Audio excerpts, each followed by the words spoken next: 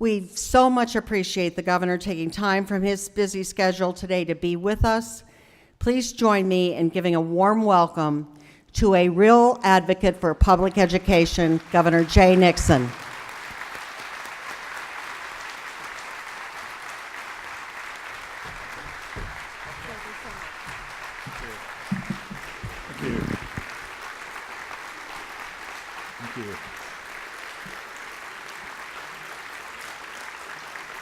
Thank you. Good morning and thank you. The Nixon household is nervous this morning. Our oldest is sitting for the bar exam, started this morning. So Georgianne and I had these flashbacks of these 2 days of our life, over 30 years ago. I'm confident he's a much better student than me in the Georgianne level range. But anyway, so if I look out on educators nervously, my son is in an exam right now that'd be good to pass.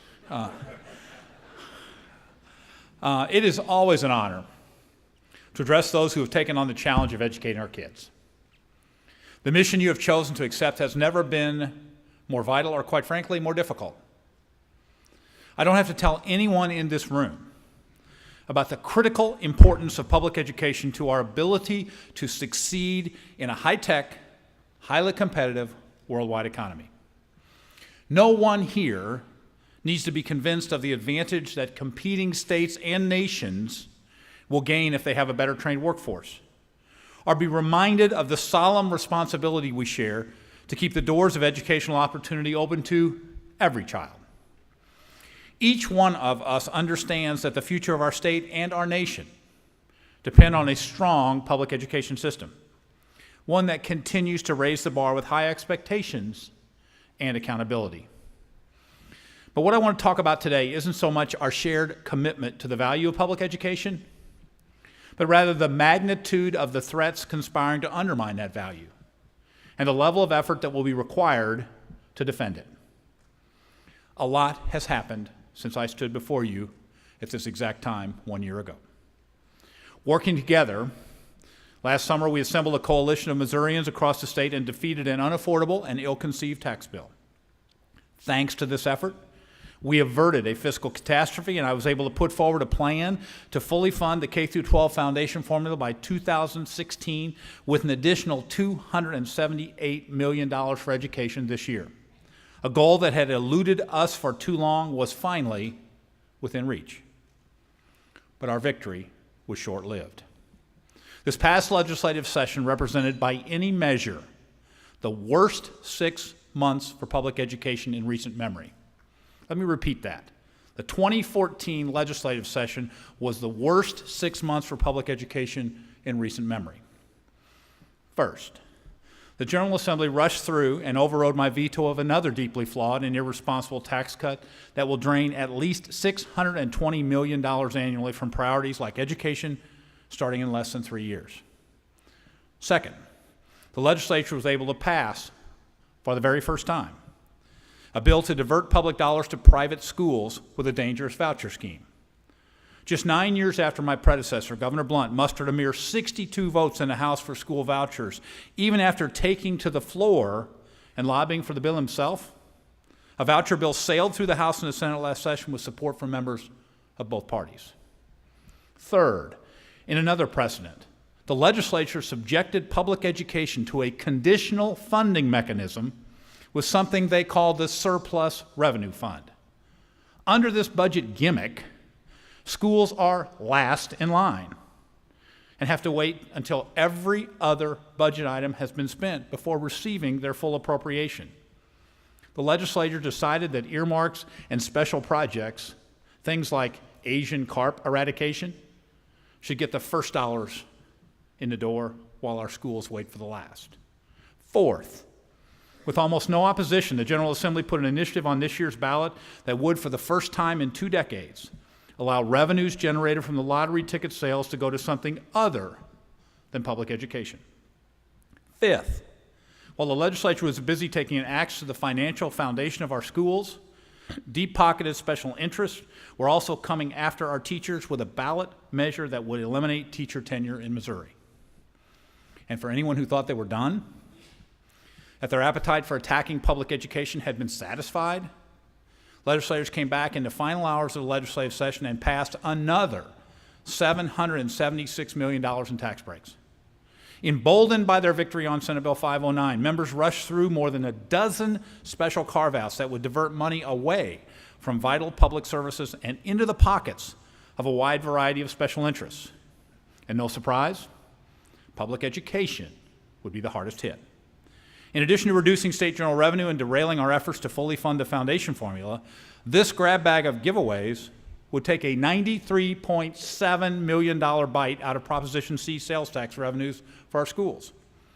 More than $104 per student gone from formula and hold harmless districts alike, all for the sake of giving special breaks to commercial dry cleaners, fast food restaurants, power companies, even buyers of personal seat licenses at stadiums.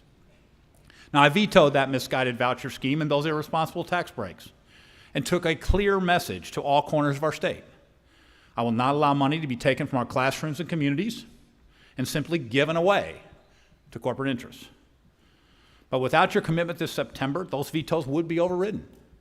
The special interests will win. Our schools, our teachers, our state would lose. So I need you on September 10th. Your communities need you. This September, the responsibility is ours to keep public funds in public schools and to stop the giveaways for special interests at the expense of our school children. But that is really only the beginning. The litany of setbacks I just mentioned didn't occur because Missourians suddenly stopped supporting public education. They happened for the simple reason that the anti-public education forces are better organized and better funded than ever before. Bankrolled by one very wealthy ideologue, millions of dollars pour into campaign accounts, onto television stations, into our communities, designed to impose an anti-public education agenda to intimidate you, to intimidate our public school teachers, and the public officials to stand with you. This effort is real, it is damaging, and it is not going away. As we have already seen, the powerful forces arrayed against us will not be content with half measures or symbolic victories.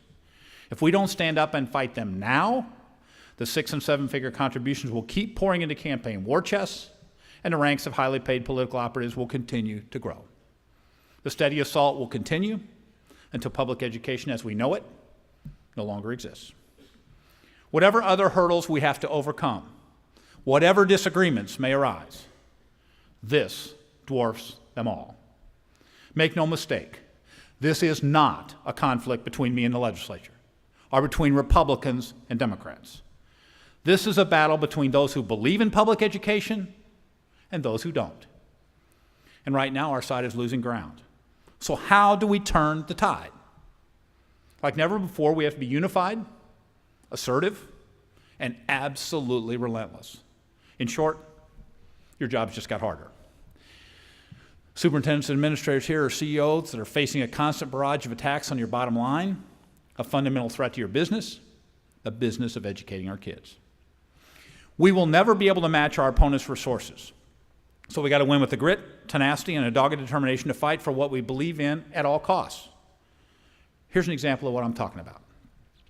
Now, in addition to siphoning money from Proposition C funding for schools and state general revenue, the tax breaks passed on that last day of the session that I vetoed would also drain resources from cities and counties, fire protection and ambulance districts, police departments, and public libraries. Since these tax breaks passed, they've drawn intense and forceful opposition from local elected officials in every corner of our state. These folks have written letters, passed resolutions, made phone calls, and confronted the legislators who voted to take funding away from their critical local services. Here are just some of the things they've said publicly in just the last few weeks. This is a quote.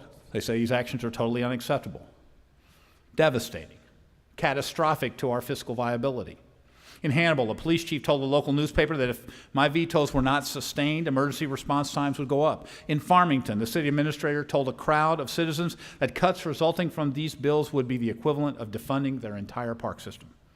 More than 50 municipalities and organizations have already gone on the record with formal resolutions expressing their opposition to these measures. Many of those officials are on the ballot this fall. Maybe they're not doing what's politically safe. Maybe these special interests will finance their opponents, but they're not pulling any punches. Because for their communities and the people they serve, everything is at stake. In order to be successful, we need that same level of passion and energy from the people in this room and everyone with a stake in public education. Business leaders and board members, principals and parents, coaches and counselors.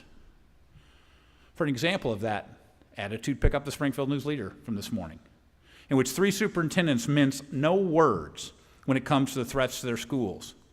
And you'll get a sense of the kind of bold, forceful action I'm talking about. But up to this point, the response from some in the education community has been more muted. To members of the legislature and to people in your community, silence speaks volumes. Friends, silence is no longer an option. We need you at the Capitol. We need you making calls and writing letters. We need you holding events in your communities. We need you challenging your legislators to stand with public education. And if they don't, their constituents, our constituents, need to hear about it. No free passes, not on these bills, not on any bill that imperils our schools and opportunities for our students. Missourians support public education by overwhelming margins. They believe in and want to invest in their schools. They support their teachers. And they certainly don't want money siphoned out of the classrooms just to let some big fast food chain get a special tax break. Now, we know that many legislators on both sides of the aisle agree. But to make sure these legislators start reflecting those values consistently, they have to vote. It's not just enough to give a few phrases. We need to see them vote the right way. Missourians need a strong voice for education in the Capitol and their communities, and those of us here and across our state that are involved each and every day in making sure that we deliver a better education product each year have to be that voice. That means all of us. We need to be tough, unyielding advocates for our principles who show strength to our adversaries and give courage to our allies. Now, we're a diverse state, and each one of your districts has its own priorities and faces its own challenges. But as Missourians who believe in public education, we share some basic bedrock principles, values over which we simply cannot negotiate. First and foremost, we know that without resources, public education cannot survive. In one of the lowest tax states in the nation, we can't let fiscal experiments divert one more penny from our classrooms, period. Yeah.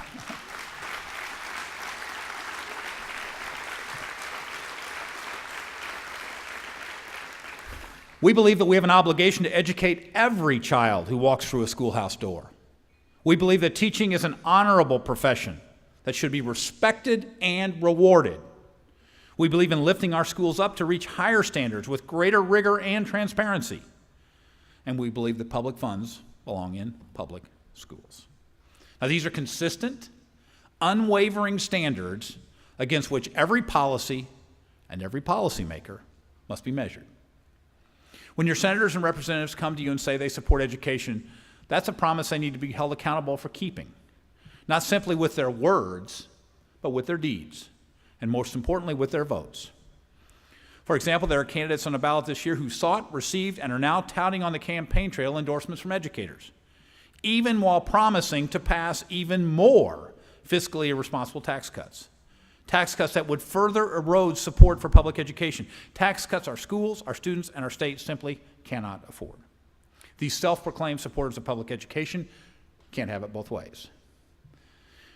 In the test of whether the state of Missouri is going to support education or abandon it, there can be no excuses, extensions, or doctor's notes. Every answer must be graded. Now, it won't be easy. I said it before, but it bears repeating. We have the harder job because it's always easier to tear something down than to build something up.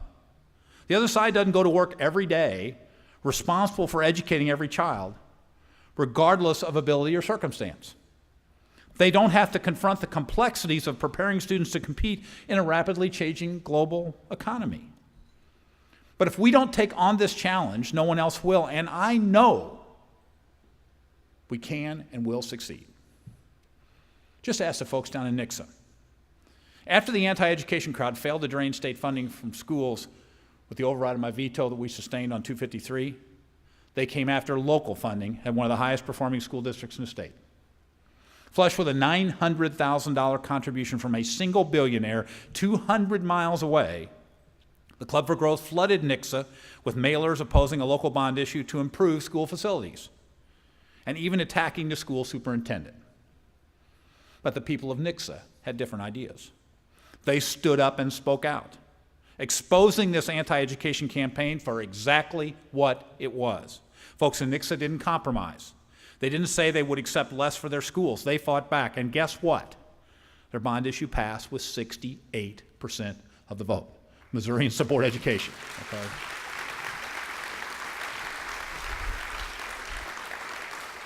Together, that community demonstrated that with a full-throated, all-hands-on-deck effort, public educators can go toe-to-toe with these well-funded ideologues and win. Now, in the face of enormous challenges, it's worth remembering that we have a lot working in our favor. Visit almost any public school in Missouri, and I've visited quite a few, and you will find a community with a strongly held and abiding belief in public education, and a talented group of educators and administrators dedicating their careers to helping students succeed. In a testament to the tremendous efforts of the people in this room, math scores are up, reading scores are up. We've increased the number of students taking and passing AP tests, and our graduation rate is now in the top 10 in the nation. 8 public schools in Missouri were honored last year with the prestigious National Blue Ribbon Awards, and 15 were recognized by the Washington Post as among the most academically challenging in America. To build on this progress, we cannot just dig in and defend the status quo. We're going to have to continue to raise our game and redouble our efforts to improve academic performance and outcomes for students. With greater access to early childhood education, so that every child starts kindergarten ready to learn. With more rigor, accountability, and transparency in the classroom. With new innovative partnerships that put students on the path to a rewarding career while they're still in high school. And of course, by cultivating good teachers who have the toughest, most honorable job there is, with the support and compensation they need and deserve. Our kids and the dedicated public servants who teach them are counting on us, on you, to step up and make sure that this legislative session is not the beginning of the end of public education in Missouri, but rather a clarion call for all of us to protect and improve it. Against a relentless effort to tear apart the fabric of public education, the responsibility is ours to strengthen it. With your efforts and our efforts and energy, I am confident that we will. The point of why I have been relatively serious in what I'm saying today is that one of the great advantages of being a chief executive of this state is that you have an access to information and a sensitivity to trends. You literally have basically whatever information you need, and you're able to see the movement of issues, the movement of forces. I meant what I said when I started the speech. The 6 things I laid out are not going to help education. In fact, they're going to move it back. And the fact that they all happened in one session is not good news. But the fact that we are united in a commitment to add to the opportunities of our kids and a willingness to call out those who falsely say they are fellow travelers with us in this journey is the important divergent point we have reached, in my view, at this time. We are positioned to win, but in order to win, we must bring more intensity to the battle. I am confident beyond imagination, that you, your teachers, your boards, your parents, your communities are ready to help us all move forward with public education over these next year and years. Thank you for the opportunity to be with you. Good morning.